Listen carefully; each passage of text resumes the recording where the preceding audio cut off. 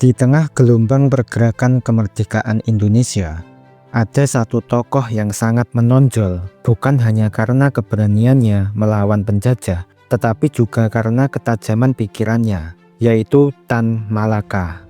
Ia bukan sekedar pejuang, tapi juga seorang pemikir yang berani menentang cara berpikir masyarakat di zamannya. Karya besarnya, Madilog, bukan cuma buku biasa. Ini adalah manifesto pemikiran yang ditujukan untuk membebaskan bangsa Indonesia dari belenggu kebodohan, mitos, dogma, dan cara berpikir kuno. Buku ini ditulis saat Tan Malaka dalam pelarian dan pengasingan, tetapi isi pikirannya tetap tajam, mendalam, dan progresif, jauh melampaui zamannya. Apa itu Madilog? Madilog adalah singkatan dari 3 istilah penting: materialisme, dialektika, dan logika. Ketiganya adalah pilar utama dalam cara berpikir yang rasional dan ilmiah. Tan Malaka menciptakan istilah ini sebagai bentuk kritik dan alternatif dari cara berpikir yang masih kental dengan mistik, tahayul, feodalisme, dan otoritas buta terhadap tradisi yang tidak masuk akal. Pertama, materialisme. Melihat dunia sebagaimana adanya. Materialisme di sini bukan berarti cinta harta atau uang. Yang dimaksud Tan Malaka adalah cara pandang terhadap realitas yang berdasarkan pada kenyataan fisik dan fakta-fakta konkret, bukan pada kepercayaan spiritual, mitos, atau hal-hal yang tidak bisa dibuktikan. Menurut Tan Malaka, masyarakat Indonesia waktu itu cenderung menjelaskan segala sesuatu dengan hal-hal gaib, sakit karena guna-guna, kecelakaan karena kualat, bencana karena kutukan, semua dijelaskan dengan hal mistis. Padahal semua itu bisa dianalisis secara ilmiah. Dalam Madilog, Tan mendorong pembacanya untuk tidak bergantung pada penjelasan supranatural, tetapi mencari sebab-sebab yang logis dan terbukti secara nyata. Kedua, dialektika. Melihat dunia sebagai proses yang terus bergerak. Dialektika berasal dari filsafat Hegel dan kemudian dikembangkan oleh Marx. Singkatnya, dialektika mengajarkan bahwa semua hal di dunia ini bergerak karena adanya kontradiksi, pertentangan antar dua hal yang akhirnya melahirkan hal baru yang lebih maju.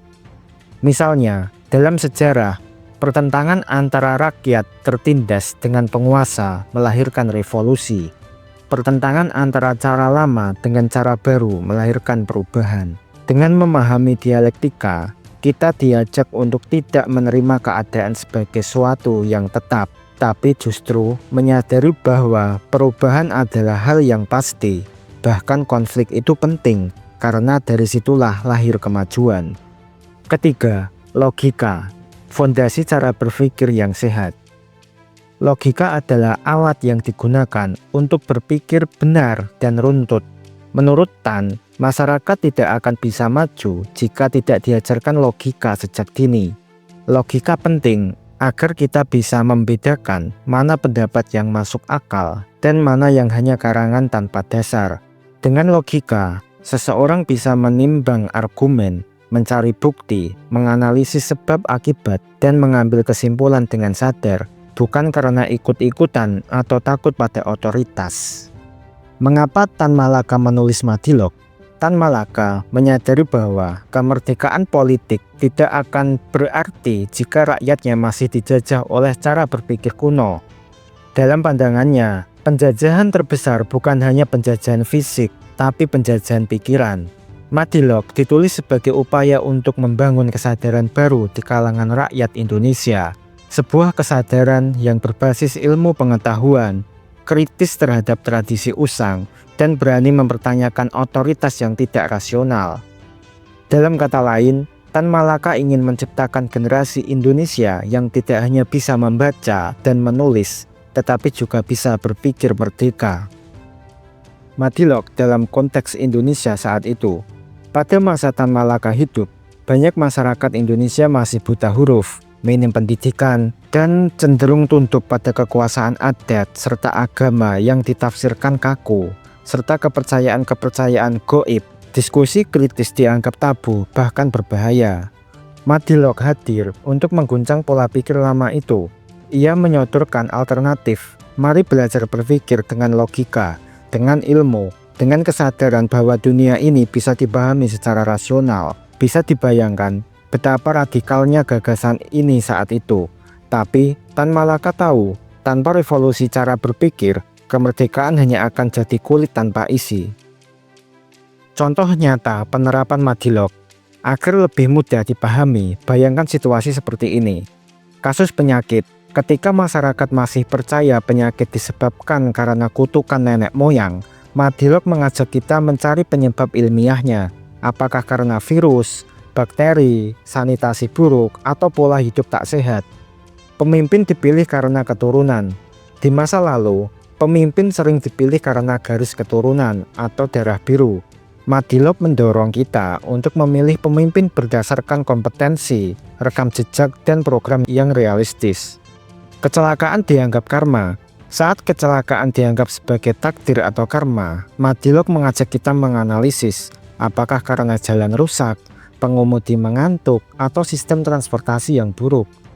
Walau ditulis puluhan tahun lalu, Madilog tetap sangat relevan di era digital sekarang, di mana informasi berseliweran setiap detik.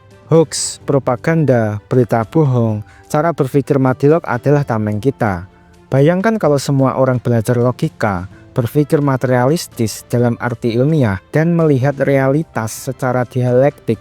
Tentu masyarakat akan jauh lebih tahan terhadap manipulasi, lebih kritis terhadap kekuasaan, dan tidak mudah disesatkan oleh opini kosong. Tentu tidak semua orang setuju dengan Madilog.